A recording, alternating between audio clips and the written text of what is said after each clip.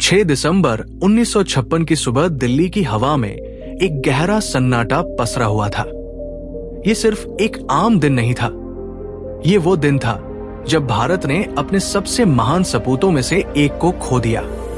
Doctor Bhimrao Ambedkar, एक ऐसा नाम जो करोड़ों लोगों की उम्मीद था, एक विचारधारा, एक आंदोलन और एक संकल्प का नाम आज इस दुनिया को अलविदा कह चुका था। डॉक्टर अंबेडकर की तबीयत पिछले कुछ वर्षों से खराब चल रही थी। उन्हें मधुमेह, डायबिटीज, ब्लड प्रेशर और आंखों से संबंधित कई समस्याएं थी। वे लगभग अंधेपन की कगार पर थे। नींद की गोलियों के बिना सोना उनके लिए असंभव हो गया था। लेकिन इसके बावजूद उनका काम करने का जज्बा कम नहीं हुआ। 1955 में उन्होंने बुद्ध और उनका धम्म नामक पुस्तक लिखना शुरू किया, जो बौद्ध धर्म पर आधारित थी। वे मानते थे कि बौद्ध धर्म ही वो रास्ता है जो दलितों और उत्पीड़ितों को सच्ची मुक्ति दिला सकता है। इस किताब को उन्होंने अपनी मृत्यु से कुछ ही समय पहले पूरा किया था। 5 दिसंबर की रात को डॉक्टर अंबेडकर ने हमेशा की तरह अपनी मेडिटेशन और कुछ पढ़ाई पूरी की। उनकी पत्नी डॉक्टर सविता अंबेडकर उनके पास थी। सुबह 6 दिसंबर को जब वे नींद से नहीं जागे, तब सविता जी ने देखा कि उनका शरीर ठंडा हो चुका है। डॉक्टरों को बुलाया गया, परंतु वे जा चुके थे। भारत ने एक ऐसा सपूत खो दिया जिसने संविधान लिखा, जिसने दबे कुचले वर्गों को आवाज दी और जिसने ये साबित किया कि संघर्ष से बड़ा कोई धर्म नहीं। उनकी मृत्यु की खबर सुनते ही पूरे देश में शोक की लहर दौड़ गई। लाखों लोग उनके अंतिम दर्शन के लिए उमड़ पड़े। उनके पार्थिव शरीर को फूलों से सजी एक विशेष गाड़ी में रखा गया और एक जुलूस निकाला गया, जिसमें लोगों की भीड़ समंदर की तरह उमड़ी। उनकी शव यात्रा कोई सामान्य यात्रा नहीं थी, ये एक युग की विदाई थी। उनकी इच्छा अनुसार उनका अंतिम संस्कार बौद्ध रीति से किया गया। उस दिन लाखों लोगों ने उनके साथ बौद्ध धर्म अपनाया। ये भारत के इतिहास की सबसे बड़ी धार्मिक दीक्षा थी। डॉक्टर अंबेडकर की मृत्यु को बौद्ध धर्म में महापरिनिर्वाण कहा गया। ये केवल शरीर की मृत्यु नहीं थी, बल्कि आत्मा की अंतिम मुक्ति का प्रतीक था। 14 अक्टूबर 1956 को नागपुर में उन्होंने बौद्ध धर्म अपनाया और अपने अनुयायियों से भी ऐसा ही करने को कहा। उनका कहना था, मैं हिंदू धर्म में पैदा हुआ हूं, लेकिन हिंदू धर्म में मरूंगा नहीं। उनकी मृत्यु से पहले ही वो एक नई क्रांति का बीज बो चुके थे, जो उनकी मृत्यु के बाद भी फली फूली। आज उनकी मृत्यु के इतने वर्षों बाद भी उनकी आवाज गूंजती है। उनकी किताबों में, उनके भाषणों में और उन करोड़ों लोगों के दिलों में जिन्होंने उन्हें मसीहा की तरह अपनाया। उनका सपना था एक ऐसा भारत जहां जातिवाद न हो, भेदभाव न हो और सबको समान अधिकार मिले।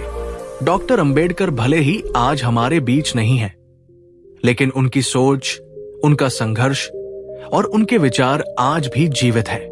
वे सिर्फ एक नेता नहीं थे, वे एक विचारधारा थे और विचारधाराएं कभी मरती नहीं।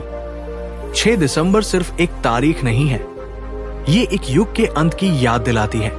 ये हमें याद दिलाती है कि बदलाव के लिए लड़ना जरूरी है और अगर कोई अकेला व्यक्ति ठान ले तो वो पूरी व्यवस्था को बदल सकता है। डॉक्टर अंबेडकर के महापरिनिर्वाण के बाद भारत की राजनीति, समाज और सोच में एक गहरा परिवर्तन आया।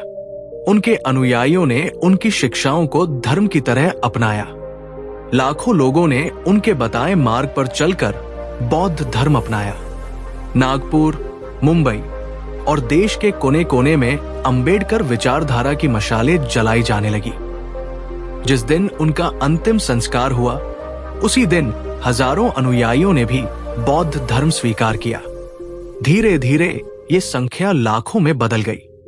डॉक्टर अंबेडकर का सपना था एक ऐसे समाज का निर्माण करना जहां सभी को समानता मिले, जहां कोई ऊंच नीच न हो। उनकी किताब बुद्ध और उनका धम्म उस विचारधारा का ग्रंथ बन गई, जिसे लोग श्रद्धा से पढ़ने लगे। ये किताब उनके मरणोपरांत प्रकाशित हुई और देखते ही देखते देश भर में फैल गई। उनकी मृत्यु के बाद उनके अनुयायियों ने बामसेफ, दलित पैंथर और बाद में बहुजन समाज पार्टी जैसे आंदोलनों को जन्म दिया। अंबेडकर का नाम अब एक सामाजिक क्रांति का प्रतीक बन चुका था। हर साल 6 दिसंबर को महापरिनिर्वाण दिवस के रूप में लाखों लोग मुंबई के दादर स्थित चैत्य भूमि पर एकत्र होते हैं, जहां उनका समाधि स्थल है। यह स्थल अब सिर्फ एक समाधि नहीं, बल्कि संघर्ष और साहस का मंदिर बन चुका है। बहुत कम लोग जानते हैं कि डॉक्टर अंबेडकर केवल संविधान निर्माता या दलितों के नेता नहीं थे।